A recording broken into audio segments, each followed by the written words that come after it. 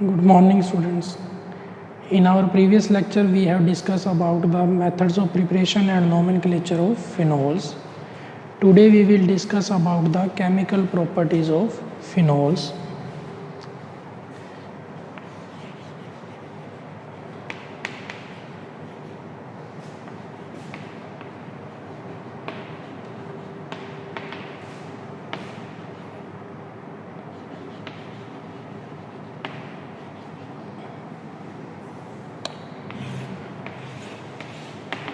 First of all, acidic nature.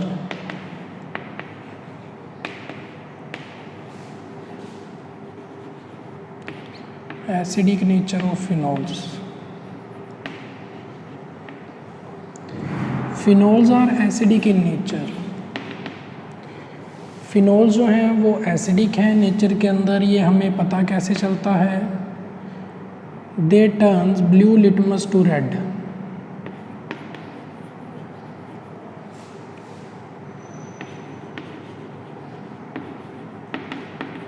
Phenol turns blue litmus to red. Blue litmus को red कर देते हैं. ये किसका करैक्टर है? एसिड्स का करैक्टर होता है ये. Second, phenol reacts with alkalis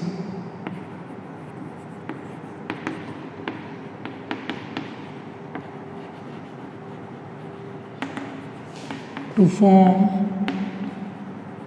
salt and water.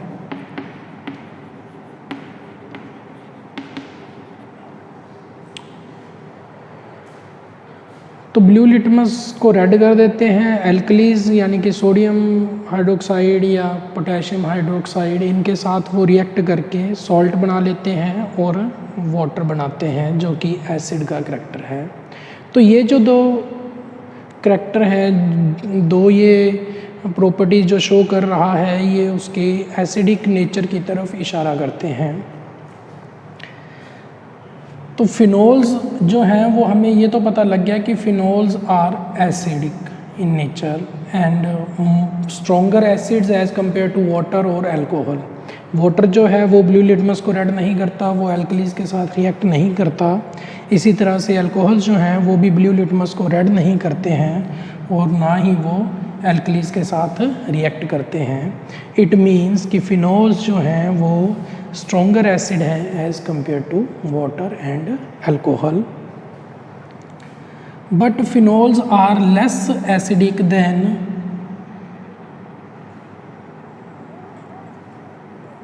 Carboxylic acid और carbonic acid. They are weaker acids.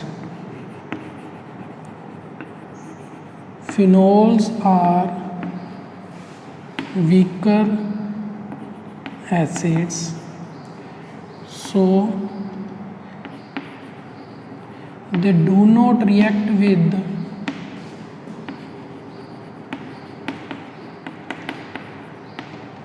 sodium bicarbonate or sodium carbonate.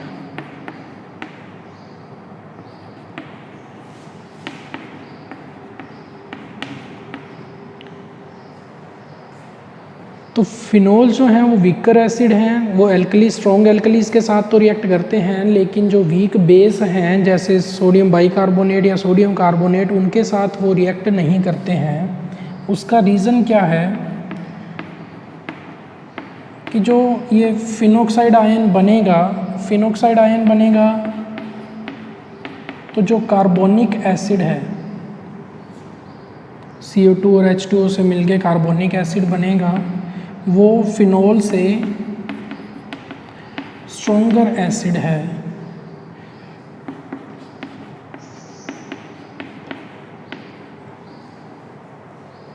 तो carbonic acid is stronger acid than phenol. तो phenol से stronger acid है तो वो क्या करेगा? यहाँ पर प्रोटॉन देगा, फिनोल बन जाएगा और सॉल्ट बनेगा कार्बोनिक एसिड का, सोडियम बाइकार्बोनेट. तो ये जो रिएक्शन है ये हमें शो करता है कि phenols are weaker acid as compare to carbonic acid and carboxylic acid. तो अगर हम फिनोल को कार्बोक्सिलिक एसिड के साथ कंपेयर करते हैं अगर हमारे पास सैंपल है एक, उसमें हम पता लगाना चाहते हैं कि वो फिनोल है या कार्बोक्सिलिक एसिड है, तो वो हम कैसे पता लगा सकते हैं। फिनोल और कार्बोक्सिलिक एसिड दोनों ही जो हैं वो ब्लू लिटमस को रेड करेंगे। एसिडिक नेचर शो करता है तो वो ब्लू लिटमस को रेड करेंगे। लेकिन दोनों में एक डिफरेंस कौन सा है, वो इस रिएक्शन का है कि जो फिनोल्स हैं वो सोडियम बाइकार्बोनेट के साथ रिएक्ट नहीं करते हैं। सोडियम कार्बोनेट या बाइकार्बोनेट के साथ वो रिएक्ट नहीं करते हैं, लेकिन जो कार्बोक्सिलिक एसिड्स हैं वो रिएक्ट कर जाते हैं।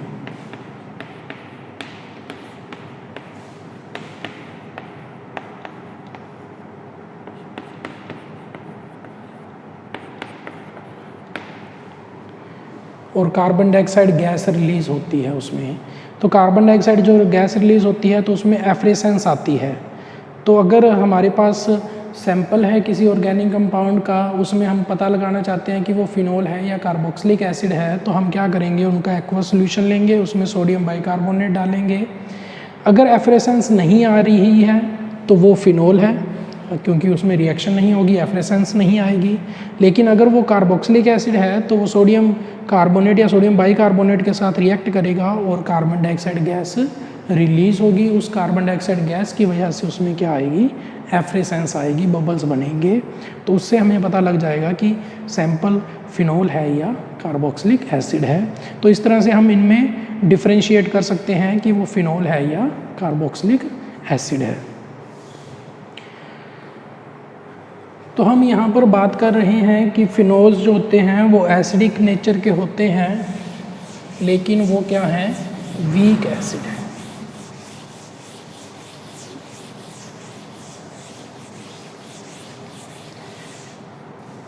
तो सबसे पहले हम बात करते हैं कि फिनोल्स जो हैं वो एसिडिक क्यों हैं, उनका एसिडिक करैक्टर किस वजह से है।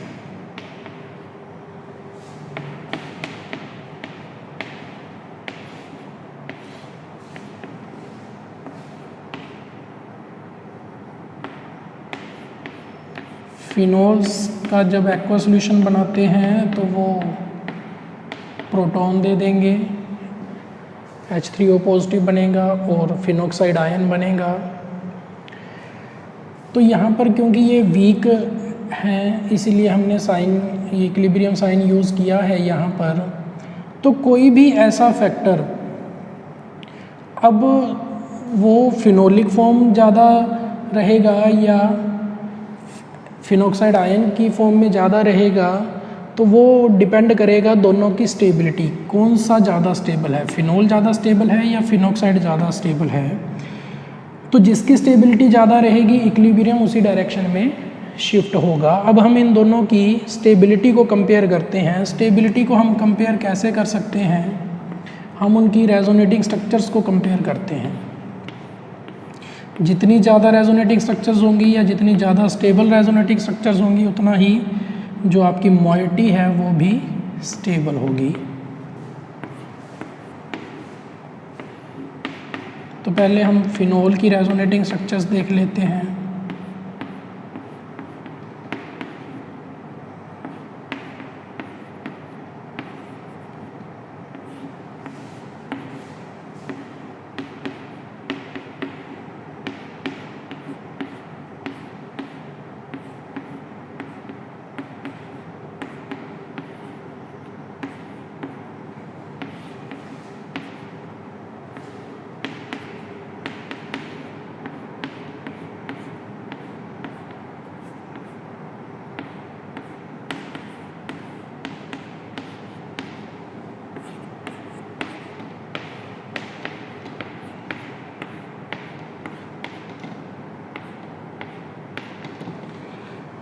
तो ये हैं फिनोल की रेजोनेटिंग स्ट्रक्चर्स।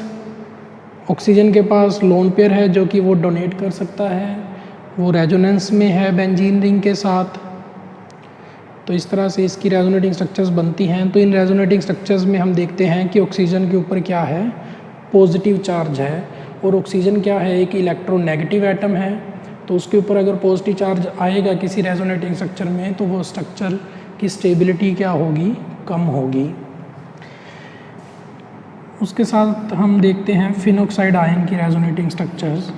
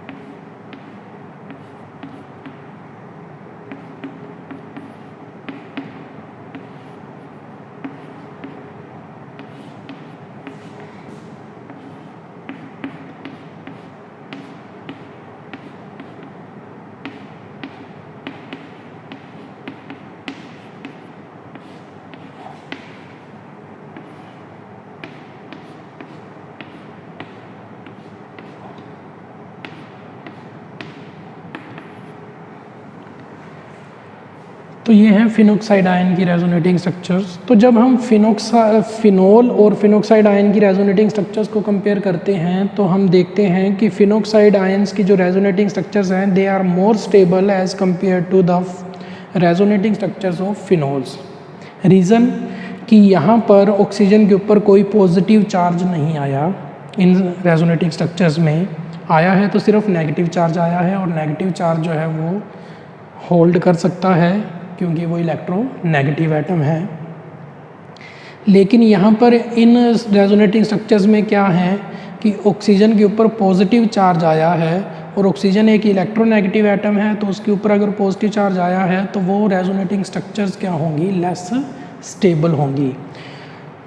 तो on the basis of comparison of resonating structures of phenoxide ion with phenols we can conclude that phenoxide ions are more stable as compare to phenol. तो फिनोक्साइड आयन जो है वो ज़्यादा stable है phenol से, इसलिए जो इक्विलिब्रियम है हमारा वो क्या होगा, फॉरवर्ड डायरेक्शन में शिफ्ट होगा, यानी कि फिनोल जब होगा तो वो जल्दी से H पॉजिटिव डोनेट करके किस में कन्वर्ट हो जाएगा, फिनोक्साइड आयन में। So therefore phenols are acidic in nature. तो अब हम इनकी कंपैरिजन करते हैं एसिडिक स्ट्रेंथ का विद अल्कोहल्स।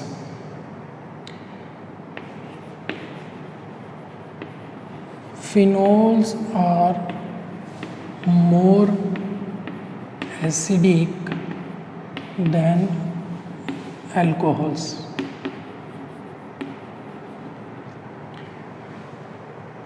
तो ये जनरली क्वेश्चन आ जाता है एग्ज़ाम में, why phenols are more acidic than alcohols. तो उसका रीज़न क्या है, अब हम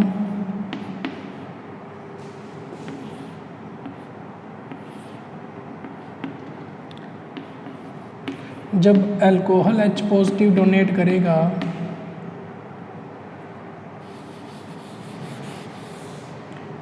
तो अल्कोक्साइड आयन बनेगा।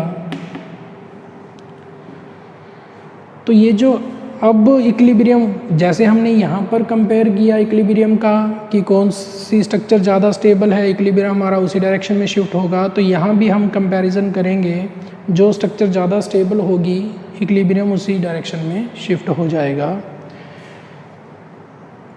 यहाँ पर क्या है, अल्काइल ग्रुप लगा हुआ है ऑक्सीजन के साथ जिसका कि प्लस आई इफ़ेक्ट होता है, ठीक है, यहाँ भी सेम ही है। तो प्लस आई इफ़ेक्ट की वजह से वो क्या कर रहा है, नेगेटिव चार्ज को इंटेंसिफाई कर रहा है। तो नेगेटिव चार्ज बढ़ जाएगा, नेगेटिव चार्ज बढ़ेगा, इंटेंसिफाई होगा, तो इस वजह से स्टेबिलिटी जो है वो क्या हो जाएगी, कम हो जाएगी। तो alcoholic form is more stable as compare to alkoxide form. तो क्योंकि अल्कोहलिक फॉर्म ज़्यादा स्टेबल है तो इक्विलिब्रियम जो है वो हमारा बैकवर्ड डायरेक्शन में शिफ्ट हो जाएगा, यानी कि अल्कोहलिक फॉर्म जो है वो ज़्यादा स्टेबल रहेगी as compare to alkoxide form. तो जब आप फिनोल और अल्कोहल के कंपैरिजन की बात करते हैं तो हम दोनों के जो ऑक्साइड आयन है उसकी स्टेबिलिटी की बात करेंगे। Phenoxide ion is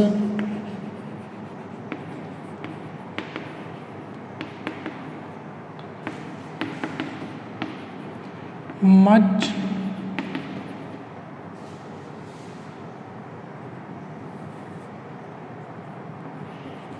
stable as compared to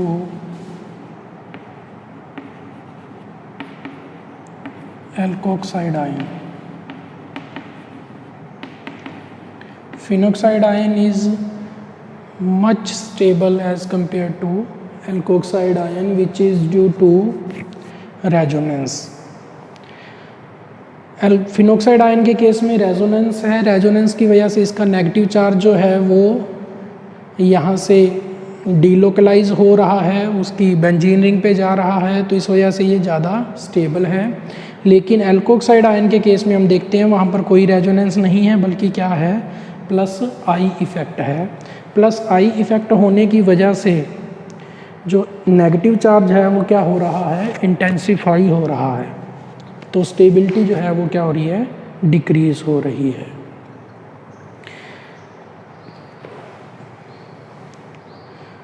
तो फिनॉक्साइड आयन जो है it is more stable as compare to alkoxide ion which is due to resonance. तो जब आपने इसका आंसर लिखना है तो उसमें फिनॉक्साइड आयन की रेजोनेटिंग स्ट्रक्चर्स बनाएंगे। मैं यहाँ पर दोबारा नहीं बना रहा हूँ। तो फिनॉक्साइड आयन की रेजोनेटिंग स्ट्रक्चर को आप एल्कोक्साइड के साथ कंपेयर करेंगे तो उसमें ये रीज़न देंगे कि फिनॉक्साइड आयन में रेजोनेंस है, एल्कोक्साइड आयन में रेजोनेंस नहीं है, बल्कि वहाँ पर क्या है, प्लस आई इफ़ेक्ट है जो कि उसको और डीस्टेबलाइज कर रहा है। तो इस वजह से phenoxide ion is much more stable as compare to alkoxide ion. Next हम बात करते हैं इफ़ेक्ट ऑफ सब्स्टिट्यूएंट।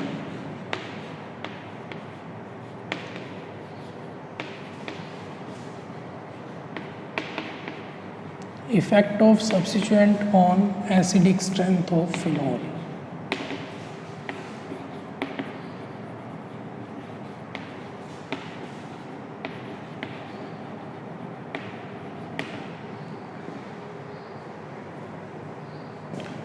फिनॉल के केस में हमने ये अभी बनाया था,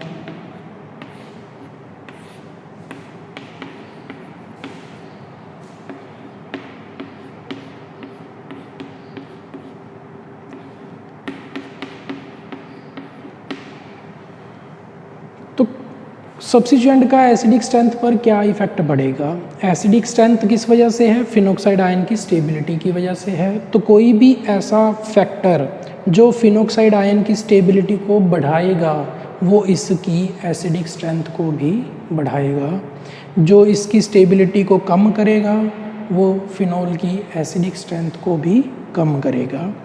अब सब्स्टिट्यूएंट जो ग्रुप होते हैं वो दो तरह के हो सकते हैं। इलेक्ट्रॉन विड्रॉइंग हो सकता है, और सेकंड टाइप के हमारे पास ग्रुप्स जो होते हैं वो होते हैं इलेक्ट्रॉन डोनेटिंग ग्रुप्स।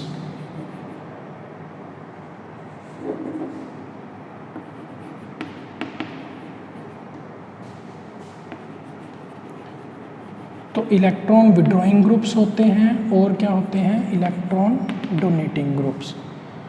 तो इलेक्ट्रॉन विड्रॉइंग जो हैं, इलेक्ट्रॉन विड्रॉइंग ग्रुप अगर फिनॉक्साइड आयन पर लगा होगा तो वो उसकी स्टेबिलिटी को बढ़ाएगा, क्योंकि इसके ऊपर क्या है, नेगेटिव चार्ज है। और इलेक्ट्रॉन विड्रॉइंग ग्रुप क्या करेंगे, इलेक्ट्रॉन्स को अपनी तरफ खींचेंगे। इलेक्ट्रॉन्स को अपनी तरफ खींचेंगे तो यानी कि इस नेगेटिव चार्ज को वो क्या कर देंगे, स्टेबलाइज कर देंगे। स्टेबलाइज करेंगे तो फिनॉक्साइड आयन की स्टेबिलिटी बढ़ेगी। फिनॉक्साइड आयन की स्टेबिलिटी बढ़ेगी तो इक्विलिब्रियम फॉरवर्ड डायरेक्शन में शिफ्ट हो जाएगी, यानी कि एसिडिक स्ट्रेंथ भी बढ़ेगी।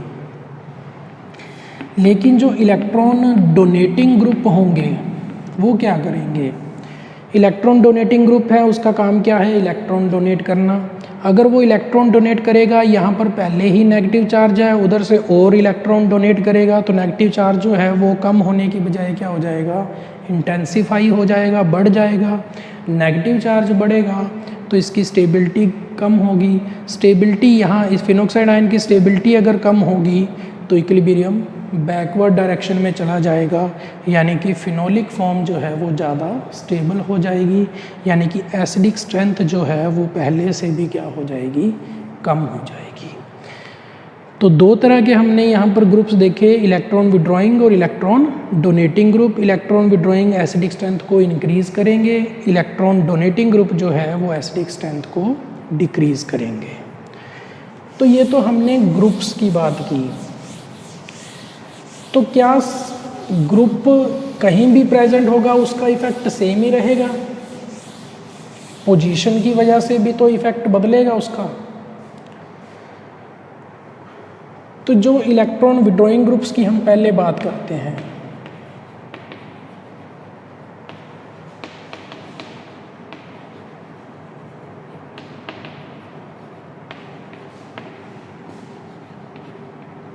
इलेक्ट्रॉन विड्रॉइंग ग्रुप जैसे नाइट्रो है, साइनो है, कार्बोनिल कोई भी एल्डिहाइडिक है, कीटोनिक है, कार्बोक्सिलिक एसिड है, एस्टर है,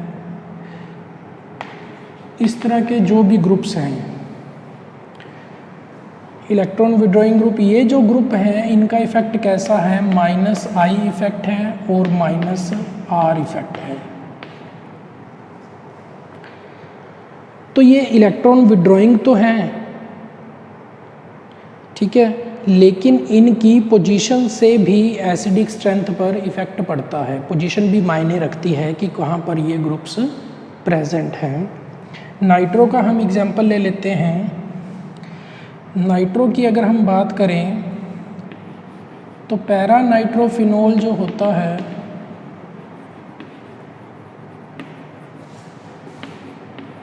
वो सबसे स्ट्रॉन्ग होता है, उसके बाद नंबर आता है ऑर्थो नाइट्रोफिनोल, और इनमें सबसे वीक होता है meta nitrophenol, but meta nitrophenol is more acidic as compare to phenol. Position कैसे मायने रखती है, हम कंपैरिजन करते हैं इनकी पोजीशंस का।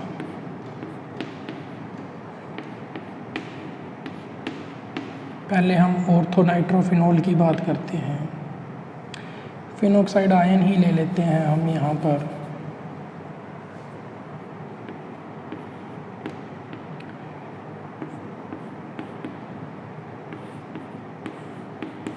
इसकी रेजोनेटिंग स्ट्रक्चर बनाएंगे।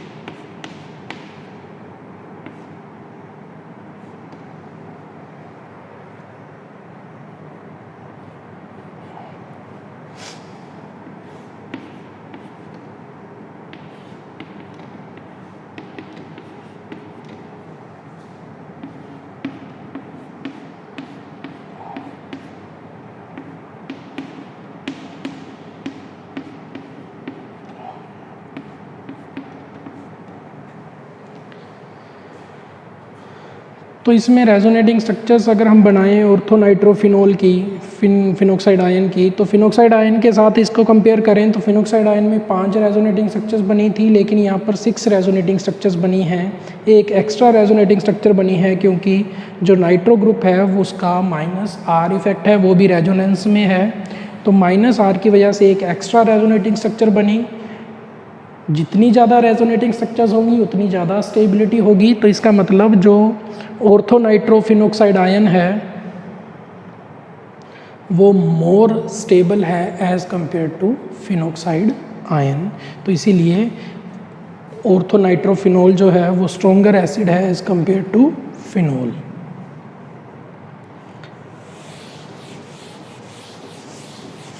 अब हम रेजोनेटिंग स्ट्रक्चर्स बनाते हैं पैरानाइट्रोफिनोल की, फिनोक्साइड आयन की ही ले लेते हैं।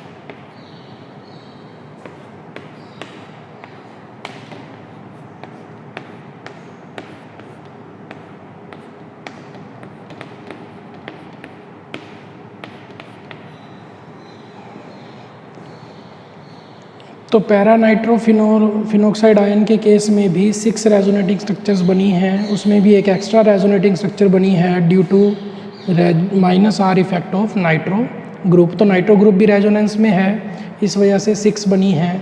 ऑर्थो में भी 6 बनी है और पैरा में भी 6 बनी है। मेटा में अगर हम देखें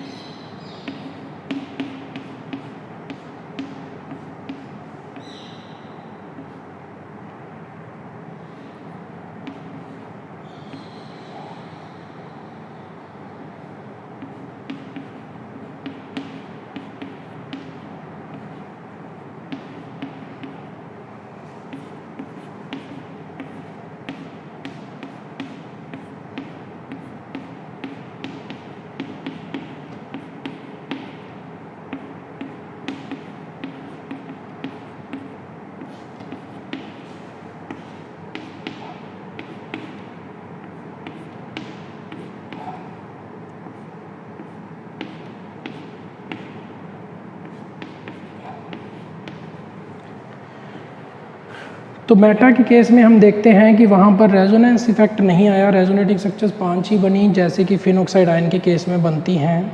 तो फिनोक्साइड में भी 5 रेजोनेटिंग स्ट्रक्चर हैं और इसमें भी 5 ही रेजोनेटिंग स्ट्रक्चर हैं।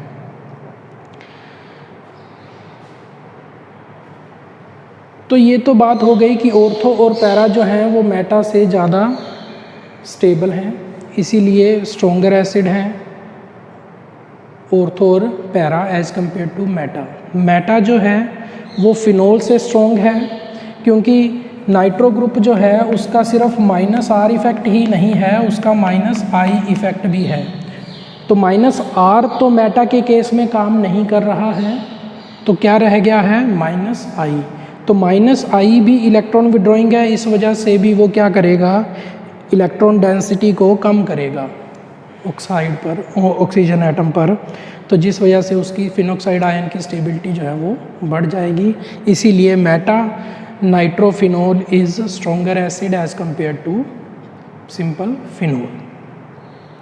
मेटा से ज़्यादा स्ट्रॉन्ग एसिड हैं वो ऑर्थो और पैरा हैं। उसका रीज़न कि इनमें 6 रेजोनेटिंग स्ट्रक्चर बनती है, मेटा में 5 ही बनती है। इनमें -R इफ़ेक्ट है, इसमें -R इफ़ेक्ट नहीं है, ठीक है। तो इस वजह से ऑर्थो और पैरा जो हैं वो स्ट्रॉन्ग एसिड हैं एज़ कम्पेयर टू मेटा। अब इन दोनों को अगर हम कंपेयर करें, ऑर्थो और पैरा को कंपेयर करें, तो on the basis of -R effect, +R तो दोनों में सेम है, +R में तो कोई डिफरेंस नहीं है, +R तो दोनों का सेम हो गया। तो अब उसमें डिफरेंस जो है वो -I का है। -I जो है वो डिस्टेंस के साथ डिक्रीज़ होता है। ऑर्थो क्योंकि इसके क्लोज़र है तो यहाँ पर -I इफ़ेक्ट ज़्यादा है, पैरा पर -I इफ़ेक्ट और कम हो गया।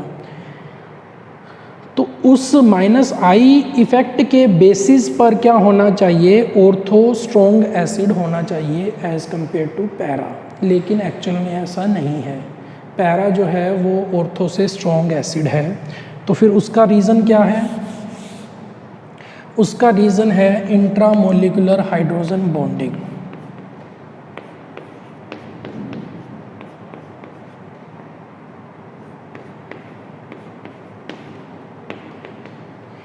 इंट्रामोलिकुलर हाइड्रोजन बॉन्डिंग होने की वजह से ये हाइड्रोजन जो है वो इस ऑक्सीजन के साथ भी जुड़ गया है, तो ये जल्दी से प्रोटॉन रिलीज़ नहीं करता है। एसिड कौन से हैं, एसिड क्या हैं, जो प्रोटॉन देते हैं, जो जितना आसानी से प्रोटॉन देगा उतना ही स्ट्रॉन्ग एसिड होगा। तो अब यहाँ पर क्या हो गया है, इंट्रामोलिकुलर हाइड्रोजन बॉन्डिंग हो गई है, तो रिलीज़ ऑफ प्रोटॉन जो है वो डिफ़िकल्ट हो गया है। इस वजह से एसिडिक स्ट्रेंथ जो है वो क्या हो गई, डिक्रीज़ हो गई। तो para nitrophenol is stronger acid as compare to ortho. Ortho is stronger as compare to meta. Meta is stronger as compare to phenol.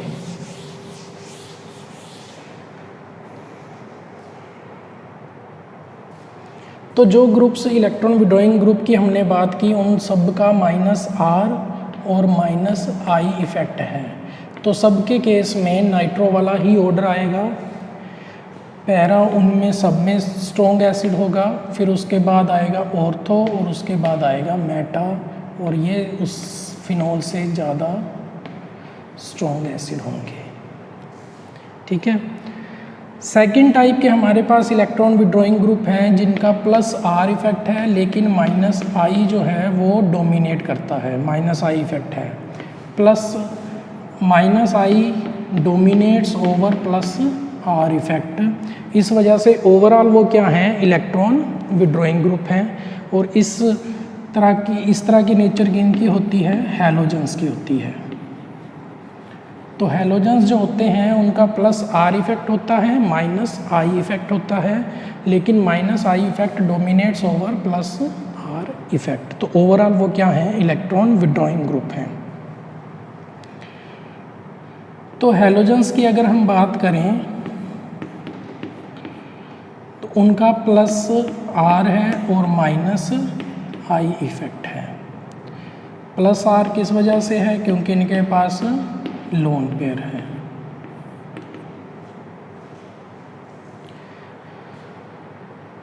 तो +R की वजह से ये क्या करेंगे, +R की वजह से एसिडिक स्ट्रेंथ को ये क्या करेंगे, कम करेंगे, ठीक है।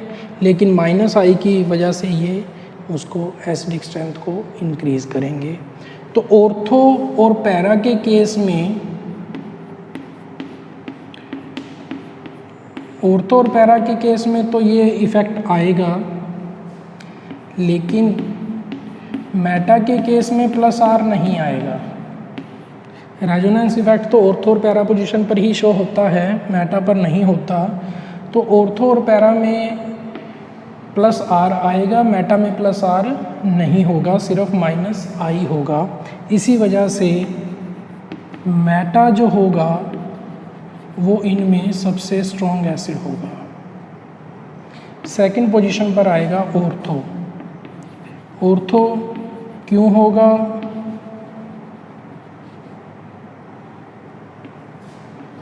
और इनमें सबसे वीक होगा पैरा, लेकिन वो फिनोल से तो स्ट्रॉन्ग एसिड ही होगा क्योंकि उसमें माइनस आई इफेक्ट है। अब ऑर्थो और पैरा में से ऑर्थो ज़्यादा स्ट्रॉन्ग एसिड है, उसका रीज़न क्योंकि प्लस आर तो दोनों में सेम है, माइनस आई जो है, माइनस आई इफेक्ट यहाँ पर ज़्यादा है। ऑर्थो क्योंकि क्लोज है इसलिए माइनस आई इफेक्ट ज़्यादा है। पैरा में डिस्टेंस बढ़ गई है, डिस्टेंस के साथ माइनस आई इफेक्ट जो है वो डिक्रीज़ होता है। तो इस वजह से पैरा जो है वो ऑर्थो से क्या हो गया है, वीक एसिड हो गया है। लेकिन पैरा जो है वो सिंपल फिनोल से स्ट्रॉन्ग एसिड है, उसका रीज़न कि वो माइनस आई इफेक्ट है। फिनोल में तो ऐसा कोई ग्रुप नहीं लगा।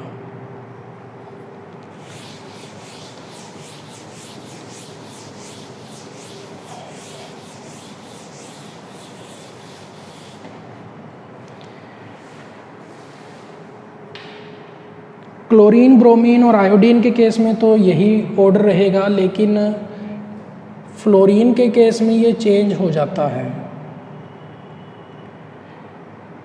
अगर हम हेलोजन्स की बात करें तो इलेक्ट्रोनेगेटिविटी पे डिपेंड करेगा। तो ऑर्थोक्लोरो जो है, ऑर्थोक्लोरोफिनोल स्ट्रॉन्गर एसिड है एज कंपेयर टू ऑर्थोब्रोमो। अगर हम हेलोजन चेंज करते हैं, पोजीशन सेम रखते हैं, ऑर्थोफ्लोरो जो है वो इनमें सबसे वीक एसिड है। उसका रीज़न क्या है कि ऑर्थोफ्लोरो के केस में वहाँ पर हाइड्रोजन बॉन्डिंग हो जाएगी, इंट्रामोलिकुलर हाइड्रोजन बॉन्डिंग हो जाएगी, क्योंकि फ्लोरीन जो है वो एक इलेक्ट्रोनेगेटिव एटम है, मोस्ट इलेक्ट्रोनेगेटिव एटम है। तो उस केस में हाइड्रोजन बॉन्डिंग होगी, बाकियों के केस में हाइड्रोजन बॉन्डिंग नहीं होगी। तो इस वजह से इलेक्ट्रोनेगेटिविटी का जो इफेक्ट रह जाएगा वो क्लोरीन का सबसे ज़्यादा होगा, उससे कम इलेक्ट्रोनेगेटिव है ब्रोमो, उससे कम इलेक्ट्रोनेगेटिव है आयोडो।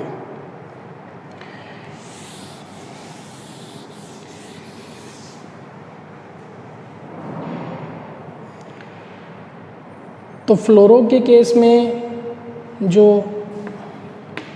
फिनोल है और पैराफ्लोरोफिनोल है, दोनों की एसिडिक स्ट्रेंथ जो है वो कंपेरेबल है। उसका रीज़न क्या है कि यहाँ पर प्लस आर इफ़ेक्ट जो है वो नलीफाई कर देता है माइनस आई इफ़ेक्ट को। फ्लोरीन का भी 2p ऑर्बिटल है और कार्बन का भी 2p ऑर्बिटल है, सेम एनर्जी के हैं तो अच्छी ओवरलैपिंग होती हैं, प्लस आर इफ़ेक्ट अच्छा होता है। तो वो प्लस आर इफ़ेक्ट और माइनस आई इफ़ेक्ट जो है वो ऑलमोस्ट इक्वल होते हैं, नलीफाई कर देता है। इस वजह से फ्लोरीन प्रेजेंट है नहीं है तो कोई फ़र्क नहीं पड़ता, ऑलमोस्ट एक जैसी है इनकी एसिडिक स्ट्रेंथ। पी के वैल्यू अगर देखें हम तो इसकी 9.95 है और फिनोल की जो है वो 9.96 है। तो एक जैसी ही है ऑलमोस्ट, प्रैक्टिकली ये एक जितने ही स्ट्रॉन्ग एसिड हैं।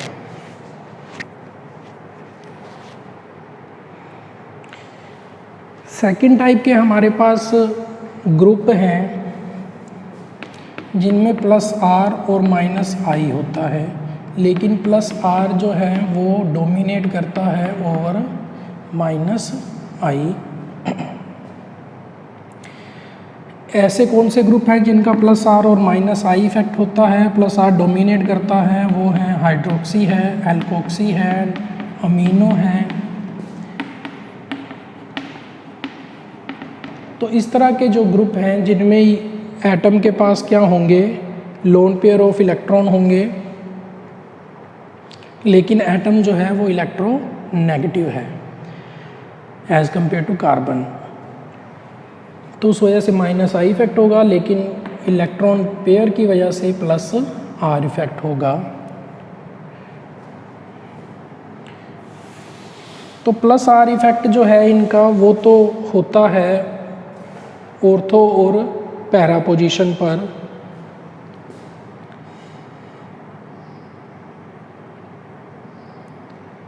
तो डाईहाइड्रोक्सी अल्कोहल्स की अगर हम बात करें, फिनोल्स की अगर हम बात करें, तो इसमें रेजरसिनोल जो है वो स्ट्रॉन्ग एसिड होगा। रेजरसिनोल जो है वो स्ट्रॉन्ग एसिड होगा। उसके बाद नंबर आएगा क्यूनोल का। Quinol is stronger acid as compare to phenol, but phenol से वीक एसिड होगा कैटेचोल, 1,2-डाईहाइड्रोक्सी बेंजीन। तो कैटेचोल जो है इनमें ऑर्थो वाला सबसे वीक होगा यहाँ पर। तो मेटा में क्योंकि प्लस आर इफेक्ट नहीं आ रहा इसलिए ये स्ट्रॉन्ग एसिड है, पैरा उससे वीक होगा, और जो ऑर्थो है वो इनमें सबसे वीक होगा due to strong plus R effect.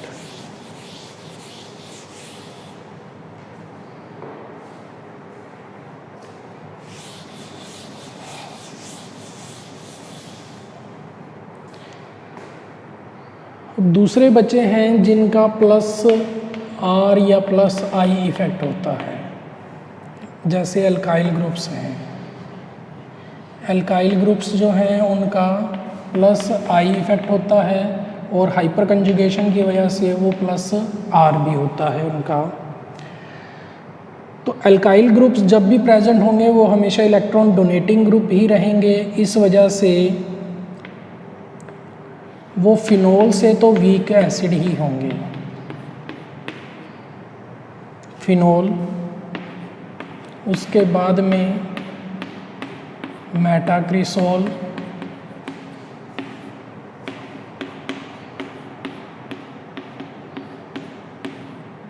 पैराक्रिसोल और ऑर्थोक्रिसोल जो है इनमें वो सबसे वीक एसिड होगा।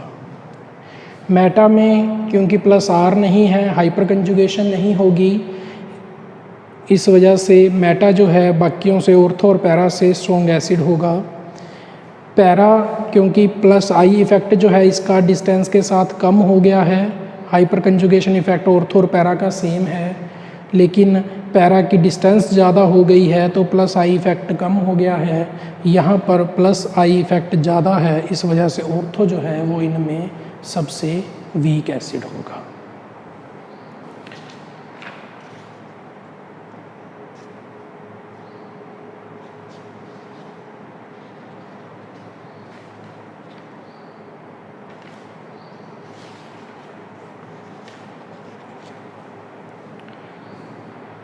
तो क्रिसोल्स जितने भी हैं वो फिनोल से वीक एसिड होंगे। फिनोल से वीक होगा मेटा, मेटा से वीक पैरा, और पैरा से वीक होगा ऑर्थो। ऐसा ही ट्रेंड हमने पिछले में देखा था।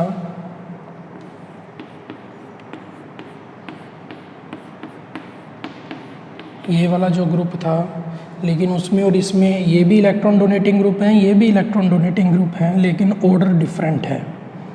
मेटा,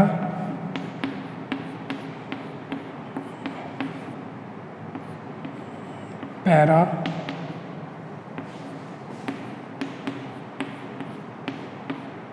अनसब्स्टिट्यूटेड और फिर ऑर्थो।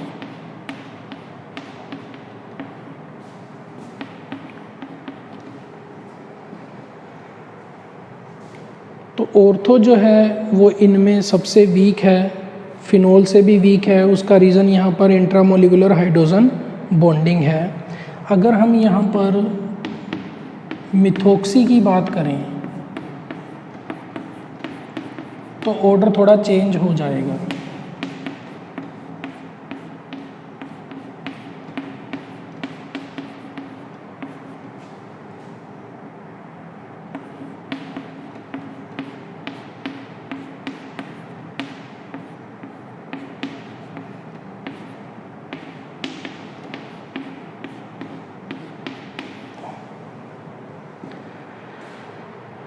यहाँ पर हाइड्रोजन बॉन्डिंग है, इंट्रामोलिकुलर हाइड्रोजन बॉन्डिंग है, इसीलिए ऑर्थो और पैरा में से ऑर्थो वीक एसिड हो गया है। लेकिन यहाँ पर इंट्रामोलिकुलर हाइड्रोजन बॉन्डिंग नहीं है, इसीलिए माइनस आई इफेक्ट ज़्यादा है, प्लस आर तो एक जैसा ही है। माइनस आई इफेक्ट यहाँ पर ज़्यादा है क्योंकि डिस्टेंस कम है, इस वजह से ऑर्थो जो है वो पैरा से स्ट्रॉन्ग एसिड है।